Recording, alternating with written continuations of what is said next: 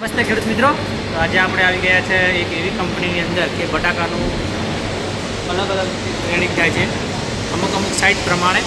તો અમુક સાઇઝ જાણી હોય અને સેમ્પલમાં અલગ નીકળે છે એટલે બટાકાના અમુક પ્રમાણે બટાકા ઉકલ કરતા હોય છે. તો આપણે તેને બતાવીએ કે કઈ રીતે બટાકાનું ગ્રેડિંગ થાય છે.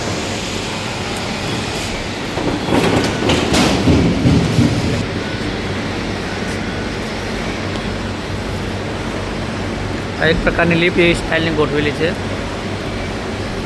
બધી રીતે બટાકા નાખવામાં આવે છે ડાયરેક્ટ.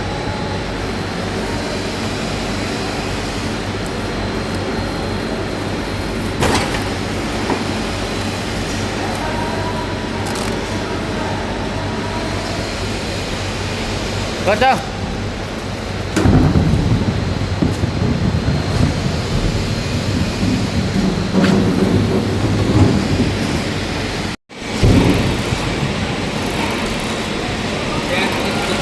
બટાકાની અંદર જે માટી ચોટીને આપતી હોય છે ઘણીવાર, તે માટીનો વકલ અહીંયાથી જ ઉપયોગ પડે છે. આ જે આવે છે બહાર પટ્ટો લીપ, ત્યાંથી માટી બહાર આવશે. તો મને બતાવી દઈએ હમણાં માટી કઈ રીતે બહાર આવે છે.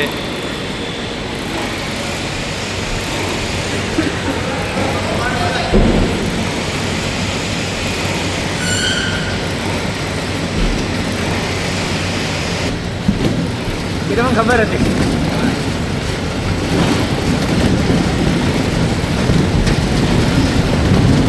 બટાકા આવવાનું ચાલુ થઈ ગયું છે. ત્યારબાદ આગળ પણ લીપ ગોઠવાયેલી છે.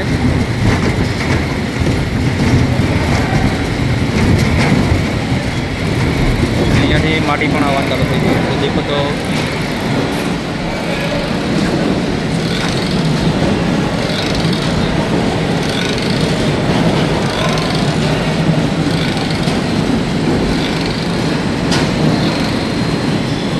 આગળ બતાવી દઈએ.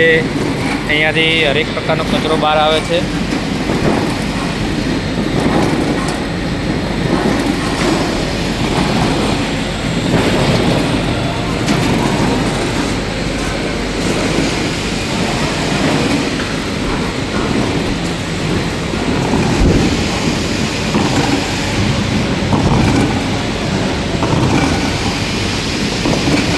અહીંયા બટાકાનું ગ્રેડિંગ થાય છે અમુક પ્રકારનું.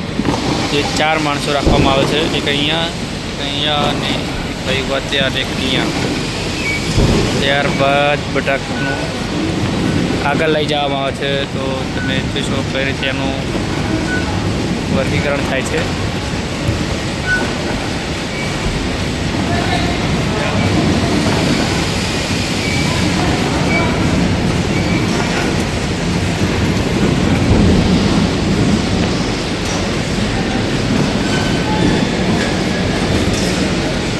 આમથી એકદમ ઝીણી પ્રકારની ગોળીઓ આવતી હોય છે બટાકાની.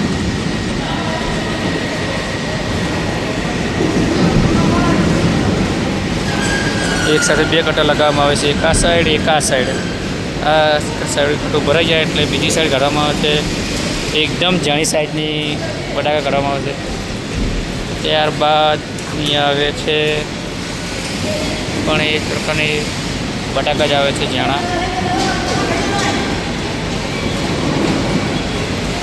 સૌથી સારો માલ છેલ્લે આવતો હોય છે.